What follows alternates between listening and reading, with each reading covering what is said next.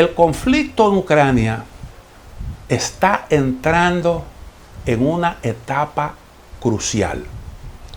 Yo leí en el día de ayer una crónica en el periódico Los Angeles Times y quiero compartir con ustedes un par de párrafos para que se entienda por qué digo yo que ese conflicto está entrando en una etapa decisiva, importantes, y que tomando eso en consideración podemos esperar decisiones trascendentales de las partes que están ahora mismo en lisa en ese conflicto. Dice la información lo siguiente: un día tras otro, Rusia castiga la región ucraniana del Donbass con fuego constante de artillería y ataques aéreos en un avance lento pero continuado para tomar el corazón industrial del país vecino.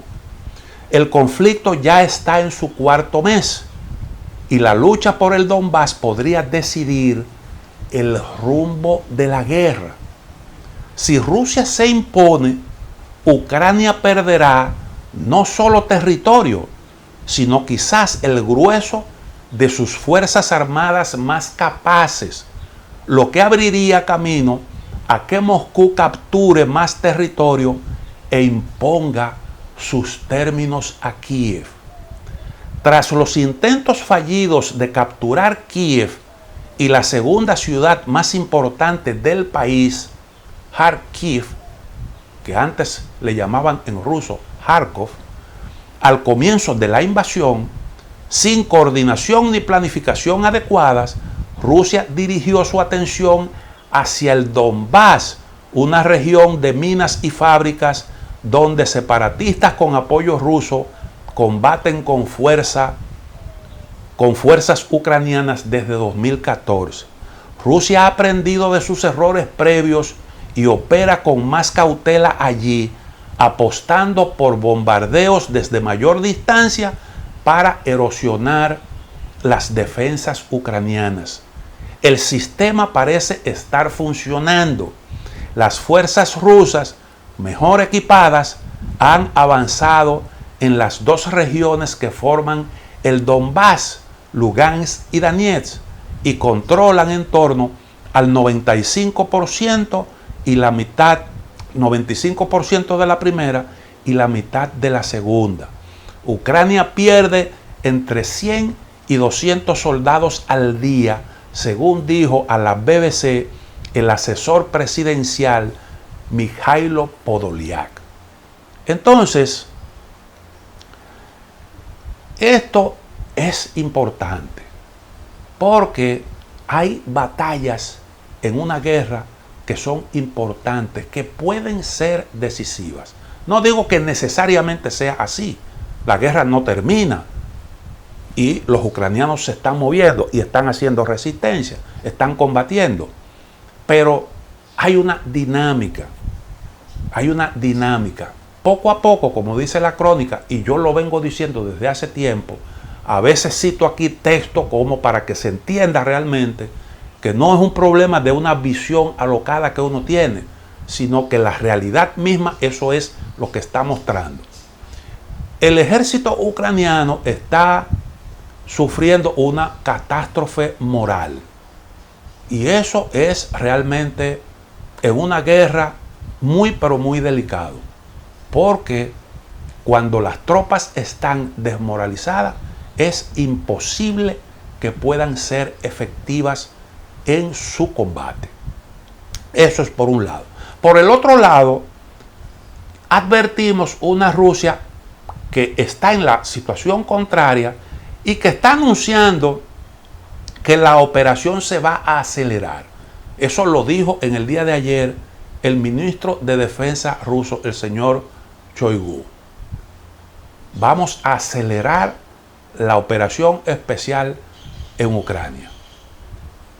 Y se está hablando de la posibilidad de que se inicie una nueva ofensiva ya ahora en la parte sur, en Odessa. Odessa Es una gran ciudad portuaria habitada mayoritariamente por ciudadanos de ascendencia rusa. Y ese pudiera ser el siguiente paso.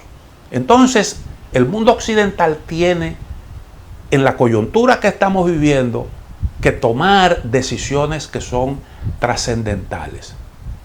Seguirá apostando por brindarle apoyo militar a Ucrania con misiles de mayor alcance, como lo está exigiendo Kiev, y que es imprescindible para poder realmente combatir en la estrategia que está implementando Rusia. Porque si los rusos están atacando y debilitando las posiciones ucranianas desde la distancia, la única manera que usted tiene de responder es si tiene misiles del mismo alcance.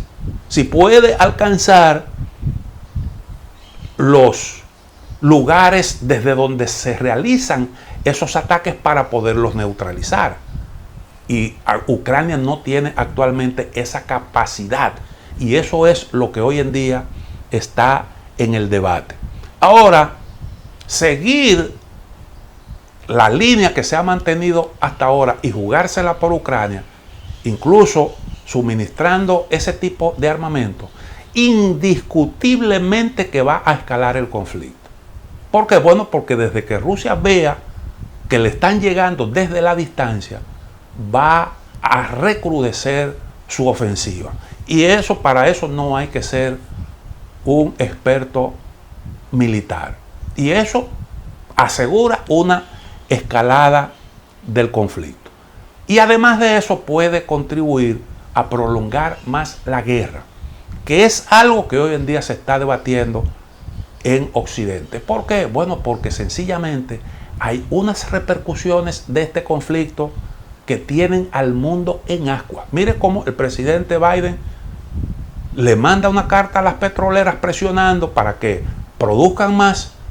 Miren ahora cómo Rusia le suspende a Alemania el 40% del gas a través del Nord Stream 1 y todo lo que se dice con respecto a la crisis alimentaria. Entonces esa es una gran presión para Occidente. Prolongar eso es un gran problema. Y entonces hay que tomar una decisión con respecto a todo esto. Oigan lo que dice David Wallace en un artículo que publicó ayer en el New York Times. Él cita a David Beasley, que es el director del Programa Mundial de Alimentos. Dice Beasley, en conversación con este articulista del New York Times: yo ya advertía al mundo, eso fue antes de la guerra, que 2022 y 2023 serían los dos peores años en términos de crisis humanitaria desde la Segunda Guerra Mundial. Estoy tratando de decirles a todos cuán mala es la situación, cuán mala será. Y luego, la próxima semana, debo decirles que se olviden de ese cálculo, que las cosas son mucho peores. Eso está diciendo el director del Programa Mundial de Alimentos.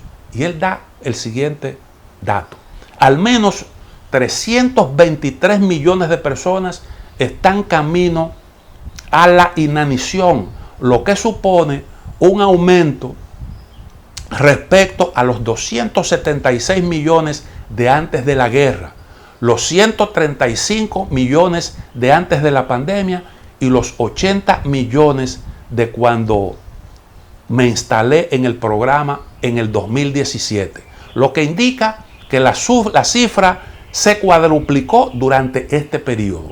49 millones solo es la cantidad de personas que corren un riesgo de muerte más inmediato. Gente que puede morir de hambre en el mundo.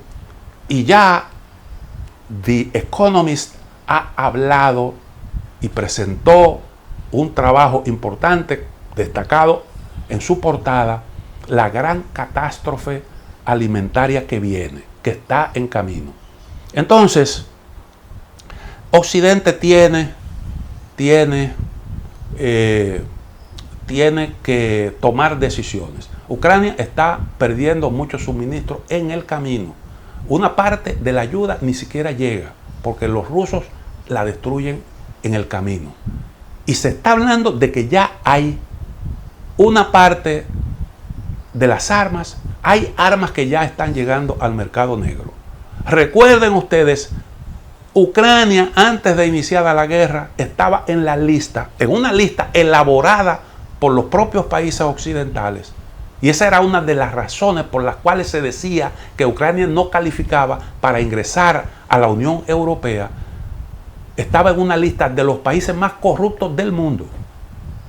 Y ahí ya están apareciendo, según se está denunciando, están apareciendo armas de esas que le envían a Ucrania en el mercado negro. Ya lo había advertido el director de la Interpol, nada más y nada menos, lo había advertido. Jürgen Stock lo había dicho. Él hablaba, ustedes van a ver cómo después, en el periodo post-conflicto, van a aparecer estas armas sofisticadas en el mercado negro. Pero él está hablando del periodo post-conflicto. Y en realidad es una forma de decir elegantemente las cosas para que Ucrania no vaya a entender que se le está acusando de ser poco confiable.